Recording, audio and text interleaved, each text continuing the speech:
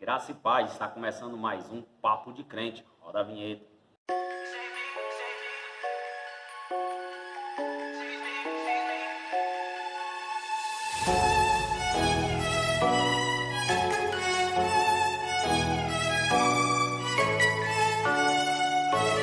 No programa de hoje estaremos dando continuidade às perguntas que vocês nos enviaram lá no Instagram.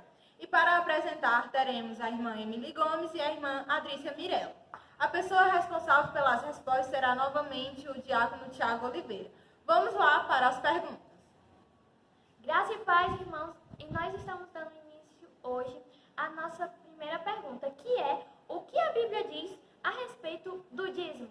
Graça e paz, amados irmãos. Como é bom estar de novo com os irmãos aqui para conversarmos, para falar um pouco da Bíblia Sagrada e aprender, sobre a sua pergunta, sobre a minha dúvida, a dúvida de muitos que estão em casa. E essa nossa primeira pergunta de hoje é relacionada ao dízimo, A pessoa perguntou o que a Bíblia diz em relação ao dízimo.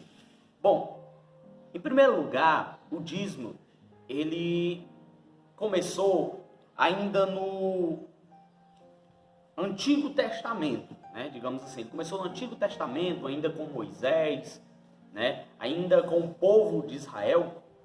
E para a gente se entender melhor, eu gostaria de fazer a leitura que se encontra em Gênesis, capítulo de número 14, o verso de número 20, que diz assim: E bendito seja o Deus Altíssimo, que entregou os teus adversários nas tuas mãos, e tudo lhes deu Abraão o dízimo. Ou seja, ainda no Antigo Testamento, Abraão, nas suas vitórias com o povo de Israel, ele já devolvia o dízimo ao Senhor.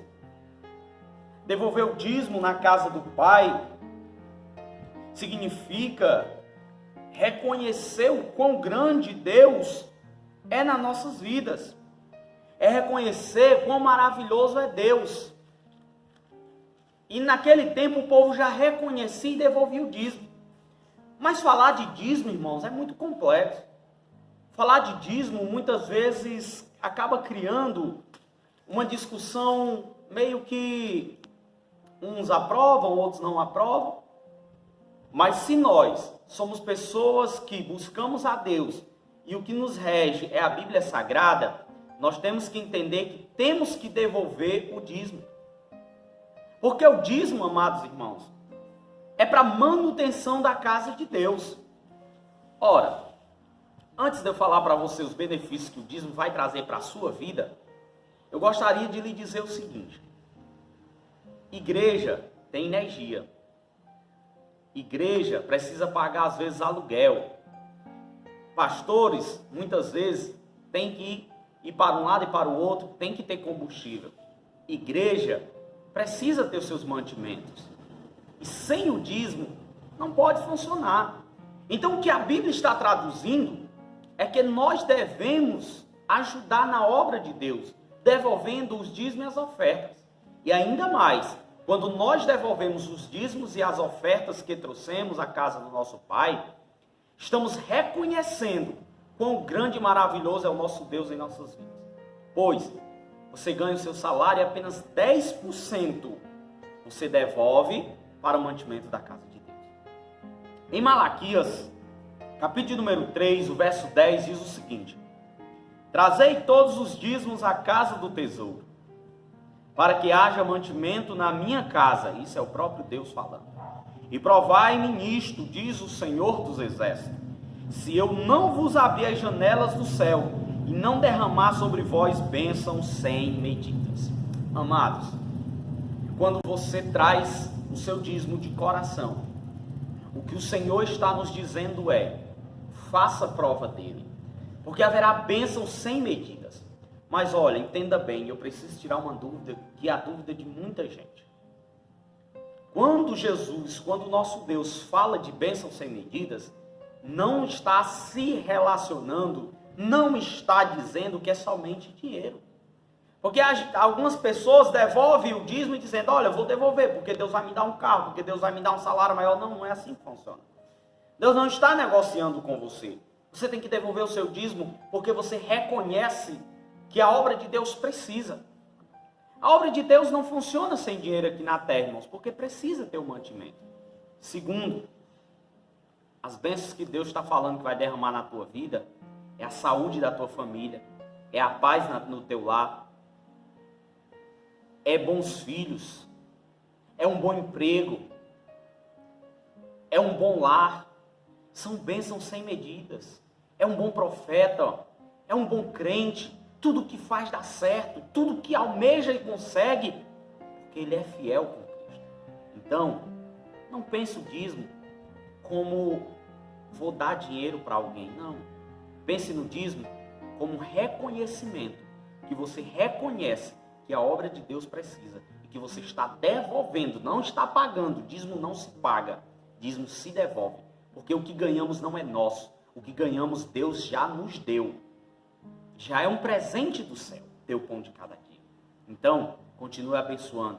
Eu não sei quem fez essa pergunta, se é um cristão, se é crente, se não é, mas lembre-se, leve o seu dízimo à igreja. Devolva, não importa quem, devolva. E você verá as bênçãos de Deus na sua casa, na sua vida, em nome de Jesus. Glória a Deus, né, irmãos? Então vamos para a segunda pergunta, que é namoro cristão. Bom, essa segunda pergunta que foi nos enviada, e eu quero agradecer a você que tem enviado a sua pergunta, para que nós possamos estudar junto e aprendermos de Cristo, que é o nosso maior professor, é Jesus. A segunda pergunta é o seguinte, sobre o namoro cristão. Como deve ser o namoro cristão? Que forma deve ser o namoro cristão? Com quem deve ser o namoro cristão? São N perguntas.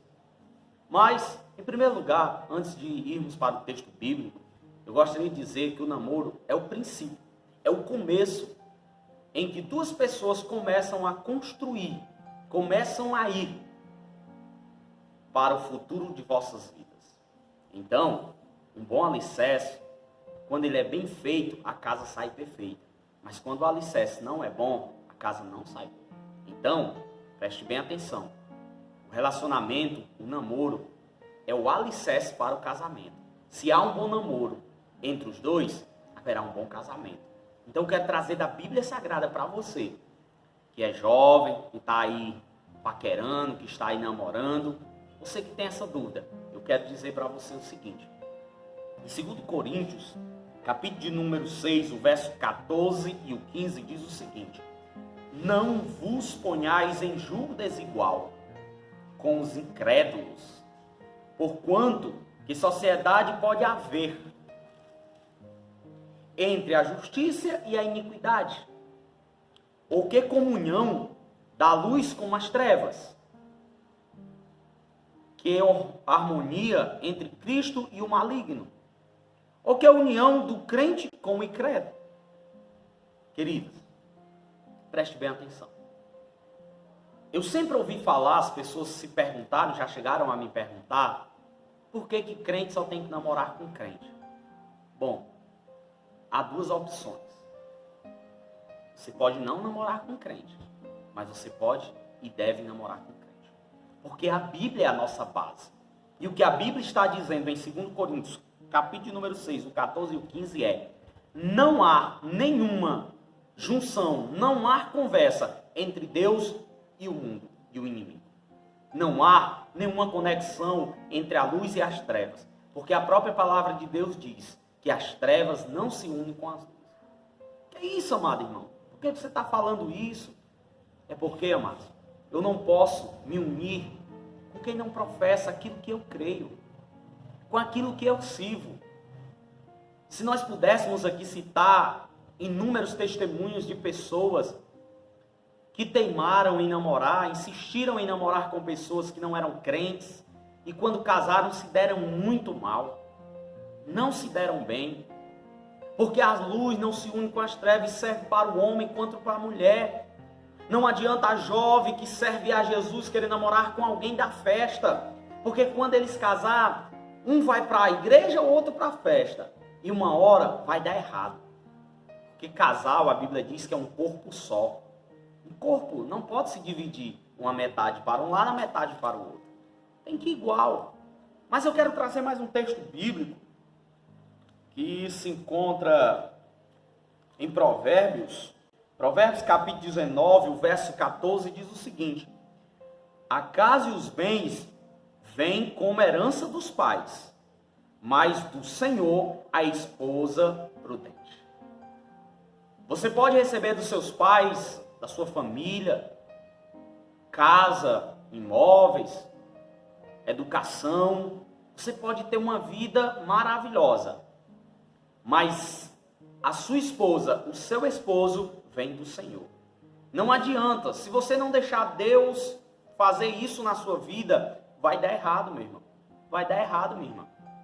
O lar precisa andar em concordância. Isso, irmãos, nós temos que entender que é palavra.